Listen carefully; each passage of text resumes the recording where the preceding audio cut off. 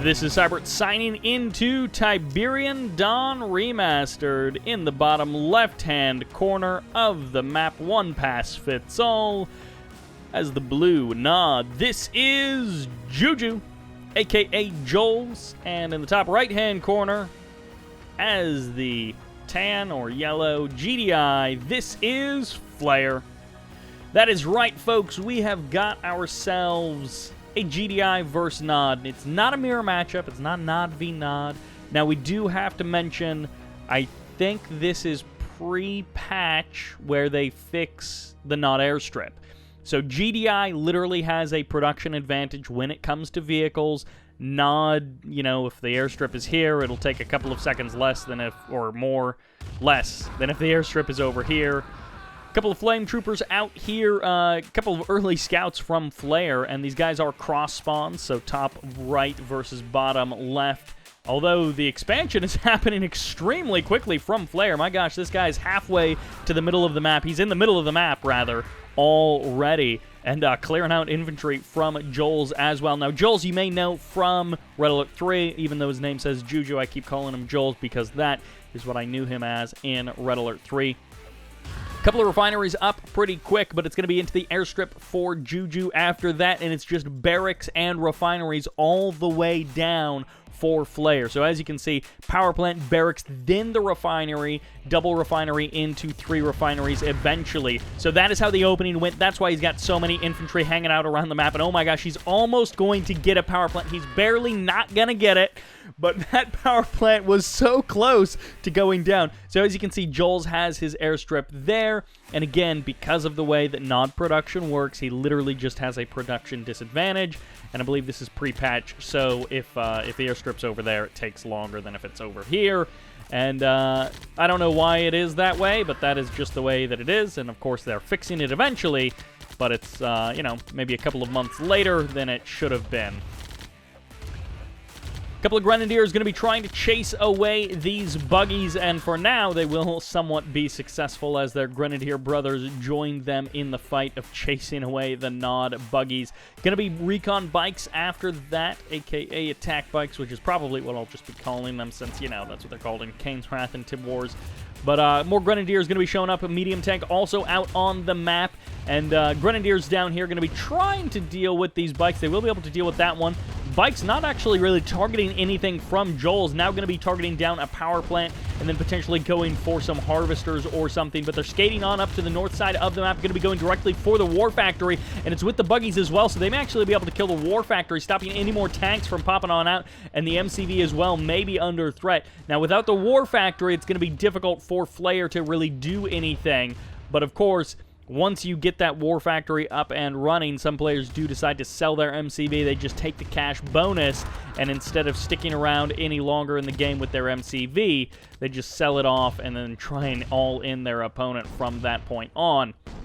And hey, when you've got 3 or 4 refineries, 3 or 4 harvesters, you'll be okay in that sense. Harvester hunting over here in the bottom right-hand corner, and Julzzz going to be potentially attacking up in the north. He was kind of routing units over there to the right side, or to the left side of the map in the north, but is going to be doing what he can. Oh, it's an advanced guard tower making all that noise as a couple of bikes going to be heading on up north. Once again, trying to target down the MCV. That is Julzz's plan, trying to kill the MCV. Tank's going to be able to clean up the rest of those forces, and Julzz's unable to mount a successful offense. He's gotten close a couple of times, but he keeps getting pushed back by Flayer. Once again, they're going to be coming in, targeting down a couple of these Grenadiers, but 5 of them together as a squad is actually reasonably powerful enough to push back these bikes, at least for the current moment. Good spread of harvesters and refineries means that Tiberium is relatively close, although with the way the Tiberium is spread out on this map, there is so little in terms of clustering. It's spread so far out on this map. May even be worth you dropping a refinery up here kind of in this northern position for Flayer, just so that he's got a little bit easier access to some of this Tiberium on the edges. And a couple of attack bikes going to be heading in on the right side of the map here. Going to be trading blows with the infantry, but of course unable to do any real damage. Up in the north, once again, Joel's going to be gathering together a little group of forces, but ultimately unable to move in just yet. And keep in mind, this is a pretty weak group of bikes and buggies. I mean, they've got decent numbers, but the health limits are just so low on those guys. Not necessarily going to be the ideal attacking force. Refineries starting to spread up to the north for Julzzz, and these guys have almost base crawled all the way to the opposite side of the map from where they spawned in. And you can't kill the cargo planes, but I guess that is a nice little scouting indicator, although I'm pretty sure these guys... Yeah, there's no shroud regrow, so we can see all of that anyways. So both of these players have pretty much perfect vision of everything that's going on in the map. But if you didn't know necessarily... If you didn't have eyes on your opponent's war factor, you would at least have an idea of how often they're building things, and you could get an idea for, you know, if they're building something bigger or smaller. Artillery and light tanks going to be moving in, and a little bit of sneakiness going on with an APC from Julzzz, trying to create some space, I guess, for some harvester harassment down here in the south. Going to be doing a bit of damage to a harvester, and then backing on out once again. Going to be heading in, and I'm not sure if he's actually going to be able to do anything. We'll have to see. He's cutting up north and unable to do anything. The engineers do die inside, and they are, well, or shortly thereafter, unable to really do anything. Joel's going to be targeting down harvesters, which drove a little bit too far off the beaten path. Might be able to find an opportunity to harass down here, but with 3 advanced guard towers spread out through the base, there's pretty good coverage from Flayer. It's going to be difficult for Julzzz to attack into this base, which of course is why you're seeing Julzzz switch up into light tanks and artillery as well. So the artillery, which apparently there are guns in real life that look similar to this, but they will help him break the base of Flayer. Trying to go for the attack bike, buggy kind of thing just has not been working out very well for Julzzz so far. Another refinery going to be going down for Julzzz. Going to take a little bit of fire. You got to keep your infantry out of the Tiberian. They do have a tendency to explode. But, you know, Tiberian, it's dangerous stuff. You got to be careful with it. Lots of grenadiers. And as we pass the, 7.5 minute mark or something like that, the game speed does pick up a little bit for us as observers, not in-game. I don't know why it is at 7.5 minutes that suddenly things speed up. But if you just saw the units, skating around, that is what just happened. We ticked over, and now it's running just slightly faster. So it's definitely a weird moment to see in the game, because just suddenly everything moves more quickly. But, one tank getting routed the wrong way.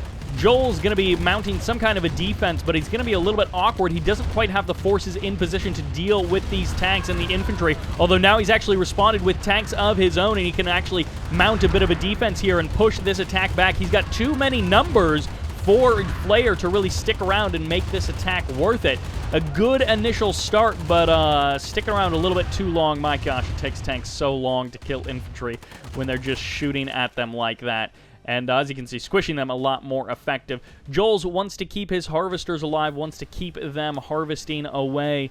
And of course, keeping that active is a good way to do that. 3 flame tanks in the middle of the map, but they're just hanging out. Julzzz, what are you doing, man? Go for the comm center or something, or a power plant. Go for something, as he is just flooring it around this base, doing nothing. Advanced guard tower does get sold off there, and 2 flame tanks do survive for now. They're not targeting anything down. I don't actually know why he built those.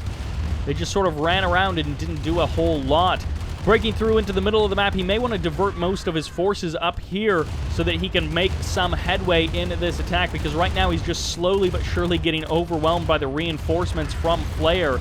He's doing what he can to target down the tanks, but eventually I think Flayer is going to be able to clean this up. Julzzz, the reinforcements just are not here for him.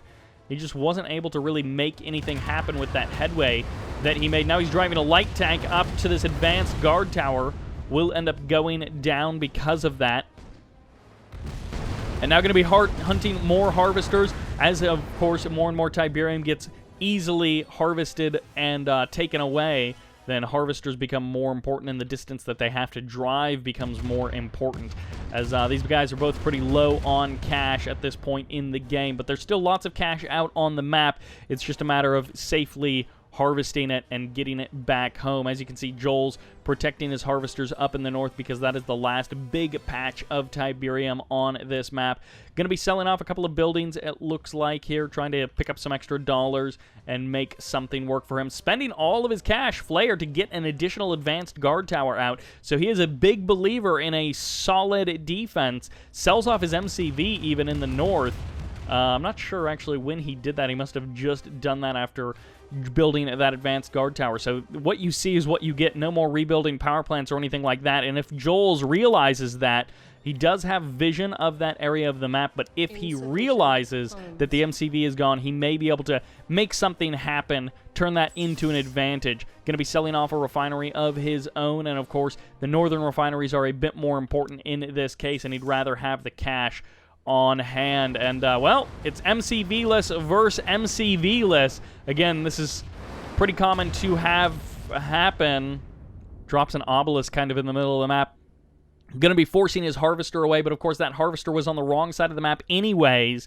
Julzzz shouldn't have let that guy run over there. And we do have mobile missile launchers. I don't actually remember what they call them in Tib Wars. SSM.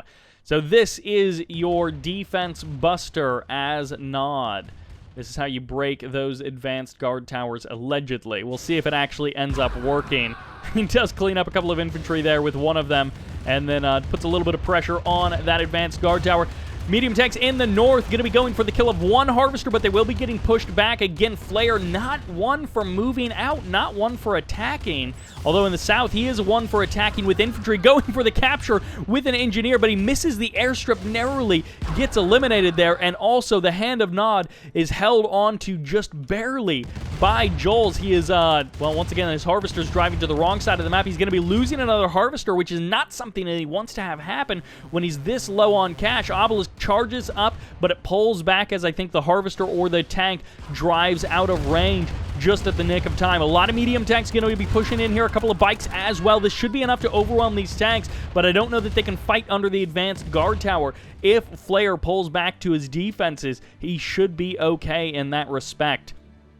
And the superior numbers of Julzzz are not necessarily going to be enough to just break through at any point on the map. Although bringing this SSM up north or targeting down some power plants may be the angle in which Julzzz could create a little bit more space for himself in this game to be able to put some pressure on his opponent. If he could get up here, clean up these 3 power plants, that almost certainly would send him into a low power mode, cut his production, and take his defenses offline. This refinery taking a lot of damage. Julzzz going the slow but steady route. One tank in the south going to be pulling on back as these light tanks chase it away. Once again, keeping an eye on their opponent. Both of these guys with almost perfect vision of the map, almost like what we see here. And the light tank's going to be forced to pull away for now. SSM getting a couple of shots off on that advanced guard tower, but the medium tanks will slowly but surely try and kick them out of that spot. Julzzz not wanting to create too much space for his opponent to go on the offense. 2 medium tanks, or 2 light tanks, and a bike versus 2 medium tanks. These 2 guys both playing very careful, very slow.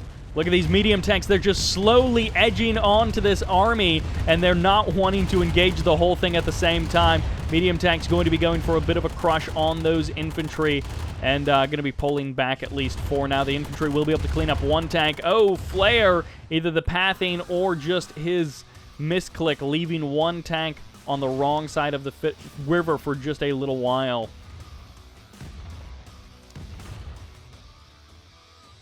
SSM pushing forward.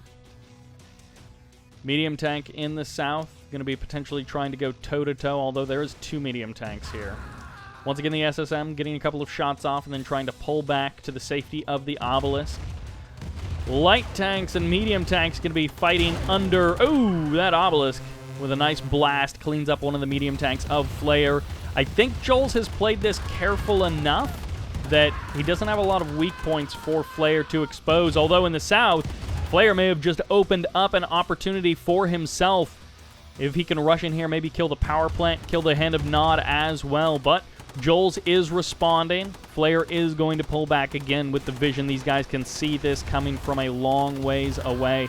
Julzzz with basically no cash, only a couple of harvesters still running around the map. Of course, Tib regrows, but it's at a pretty slow rate, and Flayer going to be giving away this harvester. We'll get a couple of kills with the infantry being crushed there, but this may be an opportunity for Julzzz to catch a couple of tanks. Again, when they're engaging away from the advanced guard tower, they don't necessarily have the numbers to go against Julzz's forces, although that's becoming less and less true as Julzzz loses more and more of his tanks in the north. Both of these guys strapped for cash for like the last 10 minutes of this game. Not necessarily of this video, as the game time was running a little bit faster than the video time for a while there. And these guys have been strapped for cash for just so long. There isn't a whole lot of Tiberium on this map for past the first couple of minutes, really. And a little bit regrowing here, but again, limited harvesters for both of these players. May even be worth selling off some of these extra refineries, which are a little far away. Medium tanks don't take a ton of damage from the SSM, but you can work away at them eventually. You will slowly but surely work through those forces. Flame tanks trying to engage against these medium tanks with just infantry as support, and they may be able to hold this off. This fourth medium tank would be a nice addition to this attacking force for Flayer. He's going to be losing one more tank, but he killed all of the flame tanks of Julzzz, so that is a nice thing for Flayer. And actually, Flayer does manage to escape with that one medium tank with so little health. He has just not quite been able to kill that. Julzzz, rather, has not quite been able to kill that medium tank, and Flayer has been able to keep it alive. Both of these guys playing so careful, although not careful enough. No, it is just careful enough as Julzzz keeps that SSM alive, barely.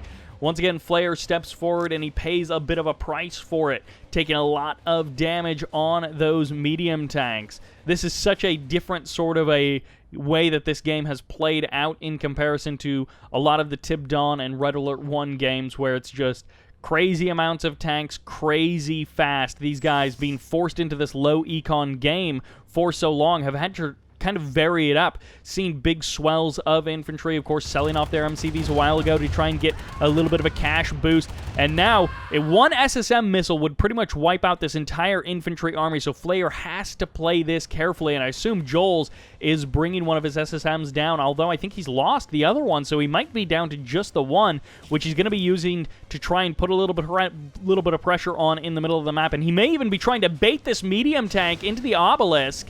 And hey, if you can do that, why the heck not? The tree burning for just a moment, I don't think it'll actually burn down, so I think you have nothing to worry about there. But this SSM, I think he was trying to bait the tank into the obelisk, and hey, if that's the way that you got to win the game. No, there is two SSMs, so he did sneak out a second one, slowly but surely, building up some of his forces, and again, one missile is going to wipe out a big chunk of that infantry army. Flayer in the north going to be moving in, and not a lot of defense from Julzzz. One power plant will certainly go down. This harvester and this refinery may also be eliminated. A couple of infantry go down to the missile, but this could just be an opportunity to move in the south. Julzzz leaving a big chunk of his army there. Going to be pushing away these tanks in the middle. Harvester once again stepping close to the line. May pay the ultimate price for it as he goes down to the obelisk. A great placement of the obelisk there for Julzzz, getting him a couple of kills, and that may be the last harvester out on the field for Flayer. So unless he sells off a bunch of stuff, or he had a harvester almost completed coming out of the war factory, he may be down and out for cash. If he can't get another harvester out... Oh, so yeah, okay, so he's sold off pretty much everything. So he's keeping power plants, and he's keeping his production facilities around his barracks and his war factory, and that's pretty much it. He's just going to go gung-ho across the river. I think this is just an auto-mining harvester. Yeah, Julzzz wasn't even controlling that, so those infantry that he crushed with it were just accidental, if you will. Tanks and infantry. Huge swell of infantry. SSM fires one missile. This is going to overwhelm these forces, and unfortunately for Julzzz, he did not keep his SSMs for the infantry, so he wasn't able to quickly eliminate them. And this is one way to overwhelm the obelisk, is it only kills one rifleman at a time. Julzzz now going to be going for the crush with his light tanks. Will be able to kill some of this infantry army, but can he deal with the medium tanks after the fact? I think he has got this. He may end up losing some more buildings in the north, as Flayer may just go for the infrastructure directly instead of trying to fight the army. Medium tanks are pretty much all that is left for Flayer. Julzzz forced to sell off more of his own infrastructure just to try and keep his production alive, getting out 2 extra light tanks. And that medium tank sliding to the right like it's a dance move, but unable to save himself from death as the medium tanks blast him to bits. And 4 medium tanks are all that survive of Flayer's army, but it may be enough to just end the game right here, right now. Julzzz with virtually nothing left, just infantry trying to surround these medium tanks, but unable to stop them. The SSM trying to escape.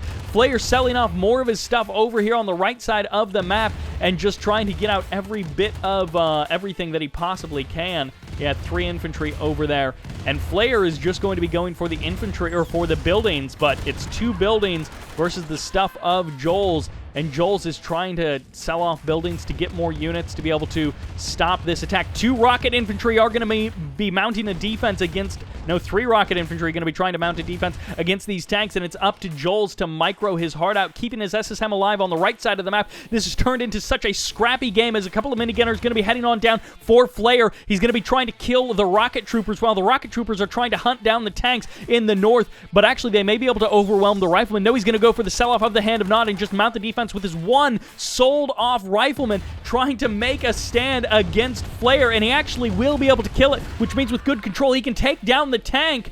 And the SSM still continuing to drive away Julzzz with just a couple of rocket troopers. It looks like 5 in total, and a minigunner is going to try and mount some kind of miracle defense against the tanks. But again, keep in mind, there's only 3 tanks left, 2 of them very low on health, and you can't just get insta-crushes. It doesn't necessarily work like that.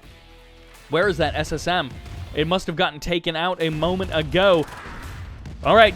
Flayer running in with his minigunners. He's targeting down the rocket troopers 1 at a time, getting them eliminated nearly. Gets all of them. Just 1 left, and Julzzz has been routed, it looks like. There's the sell-off. He's going to be actually trying to pull it. He's going just with his 1 power plant, and the riflemen actually get the kill on 1 tank. The rocket infantry is the target of the other tank, and actually Flayer, focusing on killing the rocket infantry, has left the minigunners to kill the tank with perfect control. Julzzz eliminates the tank, and that is it. Julzzz will win this game with 2 minigunners on this map.